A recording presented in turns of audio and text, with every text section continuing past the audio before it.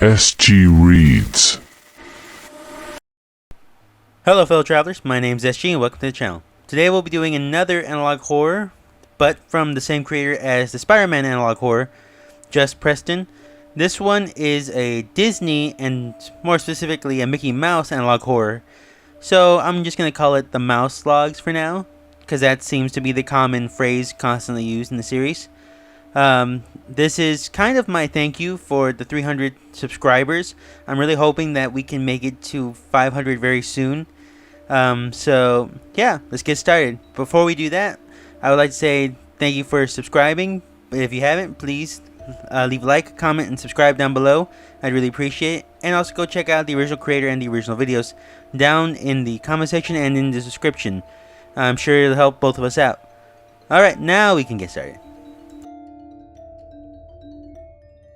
Our story takes place in 1966, with the death of Walt Disney still fresh in people's minds, considering it had only been that year, and new leadership has taken over the Disney company, along with the Disney parks, and a new direction in ways of thinking have also started to commence. We do know that the suits have begun to upgrade themselves, in a way, being more friendly to the younger audiences, being more pleasing to the eye, I guess you could say, because before they were very scary looking. And there we have one issue though, is that the people in the costumes claim that it's too hot and are passing out from exhaustion and heat stroke. So, with no one really to take over the role of Disney or Mickey Mouse the character, Walt Disney's brother, his youngest, takes over the role as Mickey Mouse. But after several months and or a year, he passes from a heart attack in the suit. And when they try to remove it, they find that they can't. So in an attempt to try to get him away from the public eye, they move him to the underground kind of system they have, where they try to remove the suit later only to find out that he's gone missing. So, once the search commences, they find that he's still at the park, entertaining people as he does. And when he was captured, after a long period of time, they take him to the basement or the underground catacombs of Disneyland itself, where they manage to keep him locked under key, so that he can't go and interact with the public again. But with that in mind, he stays there for several months, interacting with different people, trying to investigate what has happened to him, along with this idea that he is still able to communicate, fully kind of cognitive of what's happening, but we're not sure the personality of the character is still there. Along with the ghost hunting, along with regular people trying to take off the suit, we find that the horrible incident has changed him, morphed him. His spirit is now possessing the suit itself, in a way, and though maybe nothing left of him left except the skeleton maybe in the suit, he is not willing to let them risk that. He manages to escape from their hold and go out into the public, where many people have seen him, but this time he's missing an eye, due to the fact that the eye itself had fallen out during their investigation and trying to remove the suit. And while they were out looking for him, they find several witnesses, such as a couple on a date saying they saw a Mickey Mouse wave at them, people claiming that he was missing an eye, and we know that they tried to track him down, even put a tracker on him at some point. But no matter what they do, no matter how much they strike at him, he never phases. It doesn't affect him how it hurts or it doesn't hurt. So he runs off into the woods, presumably never to be seen again. But once Disney has found wind of these tapes, they fire the person who has been making these, following the mouse himself, who that they have classified as that, considering his Mickey Mouse appearance, and have fired the one that was investigating and trying to help him. And the mouse himself had been threatening him constantly throughout the whole series, saying that if he didn't stop looking for him, if he didn't stop trying to get him out of the suit, something bad would happen eventually. And, unfortunately, that is what happened at the end of the series. Currently, it's unknown where the mouse is. We do know that this last investigator, this person who was trying to help him get him out of the suit and has been tracking him, is now deceased due to the mouse's own hands. Who is this man that was trying to help him get out of the suit, and why does the mouse hate him so much? Well, actually, we're going to talk about that right now. Now, our main protagonist throughout this series, along with the creator of these tapes, and the one that has been chasing down the mouse, has to be Roy Oliver Disney, mainly because he talks about being fired and coming in shortly after Walt Disney's death. Because Roy Oliver Disney did take over as CEO of Disney Company shortly after the death of Walt Disney to try to finish off what Walt Disney was putting in practice. And it also matches with the mouse constantly saying, "You're doing things that Walt wouldn't have wanted." And some of that is true. Roy Oliver Disney did make a lot of sacrifices to try to get the company going in a direction that would make more money or be more profitable along the way. Because you see, Roy Oliver Disney was more of the business side rather than the creative aspect of it, which was Walt Disney section. And started off with Disney World being a lot of different callbacks and cutbacks that happen in real world. So, and it also makes sense that the mouse would be chased by him because he would also be the younger brother to Roy Oliver Disney. So, this becomes a story of an older brother finding his younger brother to try to help him or put his spirit at ease. It makes sense overall and does fit with the timeline, both fictional and real world. The mouse, or the spirit in the mouse, is not an angry spirit or a bad spirit.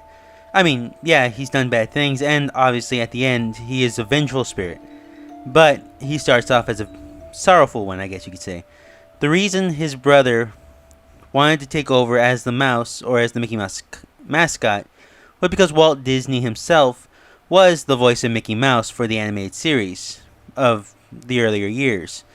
So it makes sense that to kind of keep the memory of Walt Disney alive, you would want to represent him in a way that was best seen by the people, by the way that was beloved by everyone. So it makes sense that he would want to keep that kind of legacy alive in a certain way. It just didn't work out for him the way he hoped. So the idea of, even after his untimely death, that he would still want to be the mouse fits, because he's going in with a mindset that he wants to represent Walt Disney in a way that's honored, in a way that's beloved. Not that he wants to be beloved, but that he wants the memory of Walt Disney to stay alive, despite everything happening. And at the same time, because he is this sorrowful spirit, he's able to watch everything happen around him, seeing the changes that the company is making outside of Walt Disney's original plans. And it happens sometimes. A company does do that. But he didn't like it. He wants to go back to the time before the death of Walt Disney, to try to be that family unit again. And at the end of the series, we get this idea that he's come to the realization that he can't do that. No one can do that. He misses his brother, but he knows that those times are gone. And he's mad at his brother for not trying to stick to that plan, to try to be together, to try to keep him locked up from fulfilling the goal that he put out for himself in a way. Now, before we talk about the theory, let's talk about the ending, shall we? Because it's done very differently from the other videos. For one, this has a lot of audio logs. This has a lot of people actually talking throughout the video, and even giving a creepy voice for the mouse itself. This is very different compared to the Spider-Man analog horror he did shortly after this one, and shows that there was a progression to it. There was an idea. I have to say that this analog series was very interesting overall. But the ending keeps it kind of, I guess you could say, loose.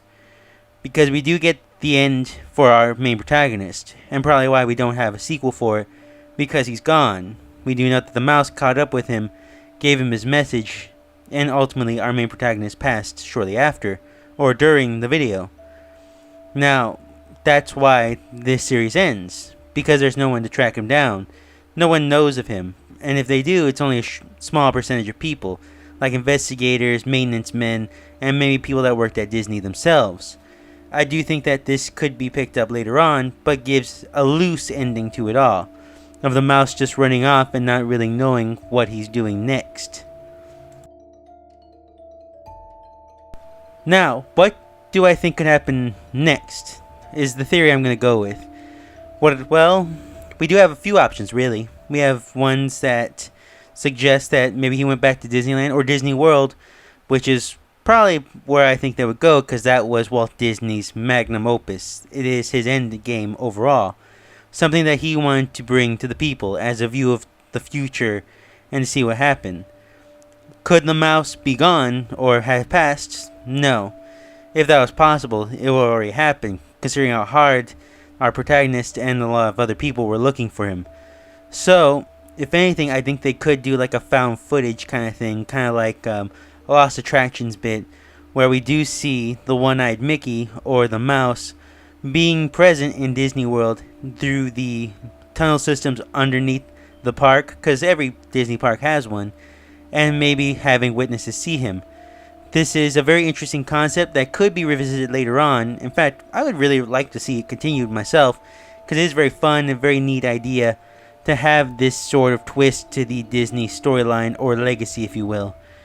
And I do think there's a lot of possibilities to it overall, suggesting that maybe he's still at Disneyland too, considering that that's what's going on, or even putting in the myth that at Walt Disney's main apartment at the fire station the light still stays on. You could say is that it's the mouse constantly going back there and turning it on to suggest that the will of Disney is still alive, considering that he feels he was doing this all for Walt himself. So there's a lot of wiggle room around there, a lot of different takes you could take it, and it could be fun no matter what you do. And if you brought it to the modern day, you have even more options of cameras. You have more footage for investigation, make it more supernatural if you like. But overall, still a fun concept that could be visited later on. Overall, this is a really good series. I did enjoy this. It felt like a natural series, like it had a beginning to end to it, if you will. And that's something I really have gone to like about this creator, that he does have a sense of an ending to it, where you could leave it and you feel like, yeah, I watched it and it did feel good to have a conclusion. So, like I said, I would like to see it continued later on if possible, but I'm happy with the way it ends now, because it leaves it ambiguous, if you will. Leaves it dark and mysterious, and gives some real world facts to the original people in Disney and Disneyland itself, suggesting that this is kind of commentary on a level, suggesting that the mouse itself is sort of a zombie-like state, an old relic of old Disney, still trying to be there for the people. But it's kind of knows that the new wave is coming in. It doesn't like it and wants it to go back to the way it was. But at the end, you can feel this resolve to it, that it knows that it's not going to be the same. It's not going to be the way it was before. And I'm just going to end up fading away to obscurity later on. And that's pretty much why the ending is so ambiguous as it is, because we don't know if the mouse himself is resting, letting the new generation take over, or if he's just going to pop up later again, trying to make his comeback in a way, trying to keep the spirit of Disney the way it was when he remembered it. But then again, that's just a theory. Thanks again for watching. I hope you guys enjoy. Like I said, please go check out the original videos. There's about 9 altogether, I believe. And yeah, if you like this video, please leave a like, comment, subscribe down below. I'd really appreciate it. And go check out the original videos and go subscribe to the original creator. I'm sure he'd appreciate it too. Alright, thanks again for watching. I hope you had a great one, and see you guys next time.